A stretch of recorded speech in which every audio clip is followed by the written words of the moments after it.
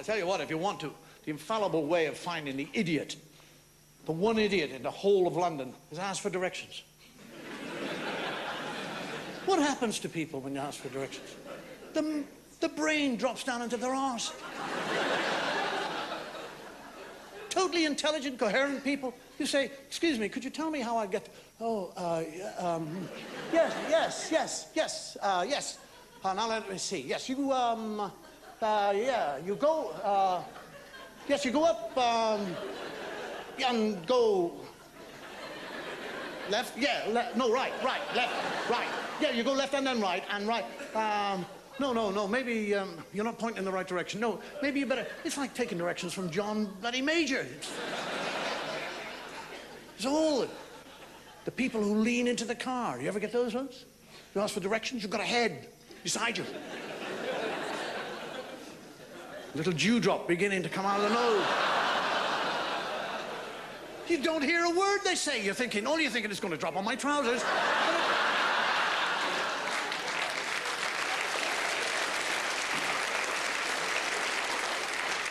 You get one of those with bad breath. Yes! Well, you go...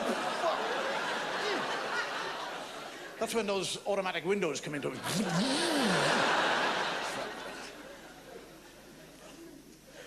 Directions. I suppose Ireland is the best place in the world for directions. People will say to you, I wouldn't start from here if I were you.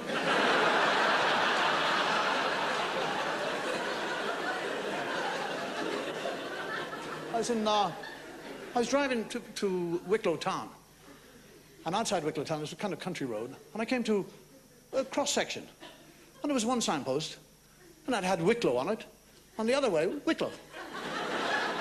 And there was a fellow sitting there, and I said, does it make any difference? He said, not to me, it doesn't. A classic on my way to Limerick. And I said to this fellow, I said, do you know where this place is? And he said, yes, oh God, yes. Now, go down the road, straight down the road, following the roads. Keep going straight, and you'll see a turn on the right-hand side. Now, ignore that. And then there's a second turn on the right-hand side, ignore that one as well. And there's 2, 3, 4, 5 turns on the right-hand side, ignore them. Then you see a house on the left-hand side, turn left there, that's where you want to go. And I said, well, why did you tell me about all the right-hand turns? Why didn't you just say, take the first one on the left? And he says, who's giving these directions, me or you?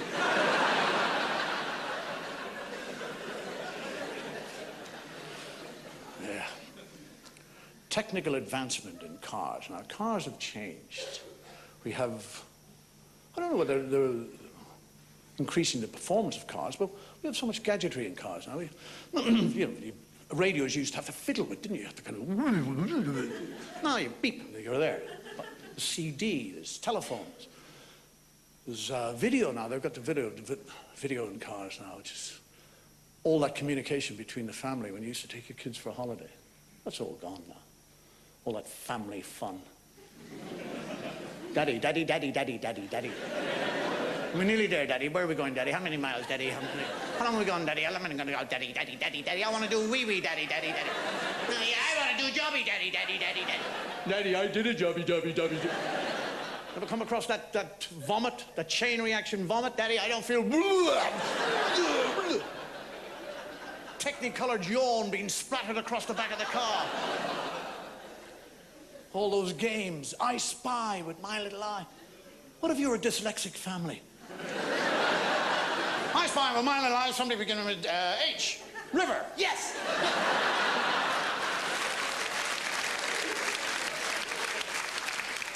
In America now, they have a car which has what they call a voice identification code.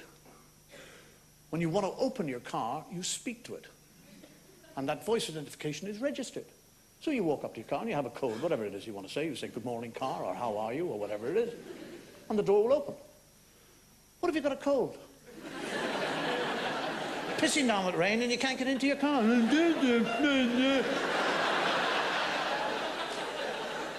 You've been to the dentist. You get done for breaking into your own car. I don't know, in America they have, and in a way it's very good, they have an alcohol detector. That if you have been drinking, you get into your car and you put your key in the ignition key, it won't turn. It just refuses to turn. And if you continue to try and get it to turn, your car's computer will inform the police station's computer that there's a drunk trying to start the car. Your own car squeals on you, for Christ's sake. Mercedes now have what they call, excuse me, I'm going to have a little sip of this.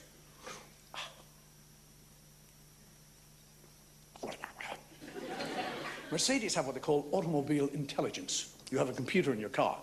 And if there's any sort of malfunction in any part of the car, your computer will inform you. You'll be sitting there, and the computer will...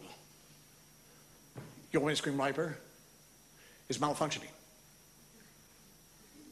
Your fan belt is broken. Your carburetor is burst.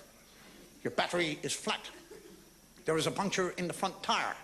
I'd sell this piece of shit if I were you. And we have technology reminders. I mean, audio reminders. They're very difficult to deal with because they take on a personality. Cars begin to take on a personality.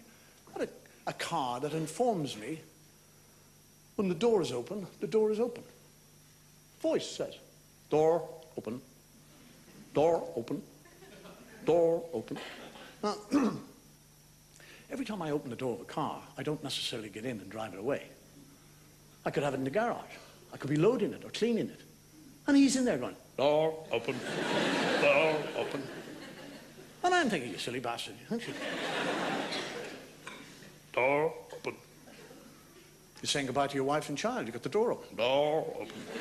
Door open. I know, for Christ's sake. I'm just saying goodbye to my wife and child. You mind? Door open. Safety belt. There's another one. That audio reminder. Safety belt. And he's not like, door open. This is a nasty little shit. Safety belt. Safety belt. Safety belt. That's all it keeps going. Safety belt. Safety belt. It's my ambition to get into the car and get the belt on before he can say anything. Gotcha, you bastard. And I'd work out questions. I sit there, and I hold it up, and I say, what is this? Safety belt. Very good. It's the law that I must wear my safety belt. Right. I should be fined £50 if I'm not wearing my safety belt. Well, door open. Door closed. I'm sitting there one day in the door, and it says, boot open. Boot open. Boot, little bastard. Lets me get into the car, put my belt on, close the door, then he tells me about the boot. Why in the name of Christ, when I was outside saying goodbye to the wife and why did he say, boot open? Do you know what I do now? I leave the window open. I don't open the door anymore. I climb in the window. I drive to Birmingham. The little bastard doesn't know we've been anywhere.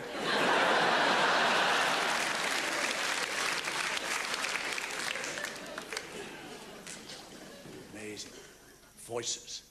And nowadays they used to have in cars your gauge, petrol gauge. Used to be very simple. It used to be E half F. That was just it. You knew it. When it was E, it was empty. When it was at half, it was half full. And when it was F, it was full. You didn't need anything more. Now I have in my car a little symbol of a petrol pump.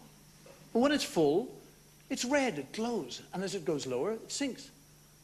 And when it gets to a certain point, the designers of the car feel that the driver must be informed that the petrol is going low. You're not capable of working that out with your own head. A voice comes on, petrol. And this is not like the door open or the little bastard, safety belt. This is an authoritarian voice. Petrol. Petrol. And the further you go without getting petrol, the designers, I suppose, have inbuilt a slight panic. So this authoritarian voice goes from petrol to petrol. Petrol. Petrol. And the further you go, petrol, petrol. I run out of petrol purposely. Walking on the road with a can in my hand, the car's going, I told you so, I told you so. You can really give your car a nervous breakdown. Undo your safety belt, open the door, and run out of petrol. Petrol, safety belt, door open.